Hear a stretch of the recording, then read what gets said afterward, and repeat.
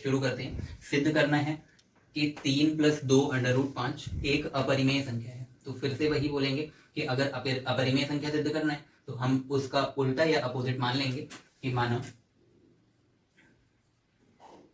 3 + 2 √5 एक परिमेय संख्या है।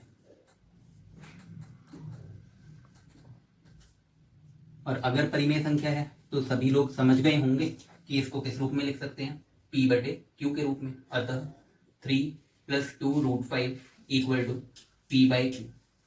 और यहाँ इधर ही लिख लेते हैं, जहां P व Q सह अभाज्य संख्या है तथा Q ≠ 0 या Q 0 के बराबर नहीं है। अब अगर 3 + 2 √5 बराबर P/Q लिखा है तो इस 3 को बराबर के उधर लेके जाते हैं। तो बराबर के दूसरी साइड संख्या अगर यहाँ प्लस में है तो उधर जाकर के किस में बदलेगी, माइनस में। तो आप ऐसा लिख सकते हो 2 √5 बराबर P/Q -3 आ जाएगा। अब पहले राइट हैंड साइड को थोड़ा सा सॉल्व कर लिया जाए। तो सॉल्व करने पर एलसीएम दोनों का क्या आ जाएगा, Q के बराबर। और Q एकम Q तो यहाँ पर P लिख लेंगे और एक को Q बार पहाड़ पड़ेंगे तो Q बार ही जाएगा और Q फिर 3 से करी जाएगी गुणा तो 3Q बच जाएगा। अब इसके बाद यहाँ से 2 जो संख्या है उसको भी बराबर के इधर ले जाए तो 2 इधर लिखा हुआ है गुणा में और उधर जाएगा तो भाग में बदलेगा। आप ऐसा लिख सकते हो √5 बराबर P -3Q और बटे 2 गुणा Q लिखा जा सकता है। तो यहाँ से अब हमने जितनी भी संख्याएं थी उनको बराबर के उधर लिख लिया, केवल √5 जो है वो अकेला लेफ्ट हैंड साइड में बच गया है। तो यहाँ पर लिख ऐसा सकते हैं, चूंकि P/Q कैसी संख्या होती है, एक परिमेय संख्या, तो लिख लेंगे चूंकि P/Q एक परिमेय संख्या है अतः अब P/Q की हेल्प से ही या P/Q की हेल्प से ही हमने कौन सी संख्या बनाई है या फॉर्म किया है, तो P -3Q/2Q। तो लिखोगे P -3Q/2Q भी एक परिमेय संख्या होगी।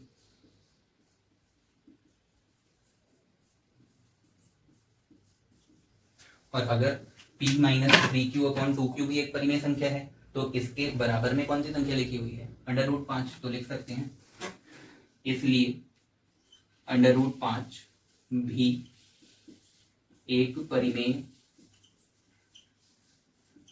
संख्या है। ऐसा भी लिखा जा सकता है क्योंकि भाई P/Q अगर परिमेय संख्या है तो उससे जो संख्या बनाई गई वो भी परिमेय संख्या। अगर कोई संख्या बराबर के एक इधर परिमेय संख्या लिखी हुई है तो उसके बराबर में जो भी संख्या लिखी होगी वो भी कैसी संख्या होगी, परिमेय संख्या बोली जा सकती है। लेकिन हमने अब क्या पढ़ा था कि √5 कैसी संख्या होती है, अपरिमेय संख्या। पहले क्वेश्चन में यही सिद्ध किया है। तो यहाँ पर लिख लेंगे, यहाँ क्या होगा, हमने सिद्ध किया √5 कैसी संख्या, अपरिमेय संख्या। तो यहाँ पर क्या आया, परिमेय संख्या। अब उसका उल्टा आ रहा है तो हमेशा क्या लिखा जाएगा कि विरोधाभास उत्पन्न होता है। तो लिखेंगे यहाँ विरोधाभास उत्पन्न होता है कि √5 एक अपरिमेय संख्या है। और अगर इसका विरोधाभास उत्पन्न हो रहा है तो इसका मतलब है कि हमने जो माना होगा वो गलत रहा होगा, तभी विरोधाभास उत्पन्न हो रहा है। अतः हमारी कल्पना गलत है, ऐसा लिखेंगे कि हमने जो माना वो गलत होगा। और अगर हमारी कल्पना गलत है तो हमने माना क्या था, माना 3 + 2 √5 एक परिमेय संख्या है। तो इसका मतलब कि 3 + 2 √5 कैसी संख्या होगी, एक अपरिमेय संख्या। तो लिख सकते हैं इसलिए 3 + 2 √5 एक अपरिमेय संख्या है, ऐसा लिख लिया जाएगा। तो इस प्रकार से इस क्वेश्चन को हमें सॉल्व करना है। तो उतना लंबा प्रोसीजर नहीं था जितना फर्स्ट क्वेश्चन का था, आप समझ सकते हैं। और समझ में अगर कोई भी चीज नहीं आती है तो एक बार फिर से वीडियो को रिवाइज करके देखिएगा।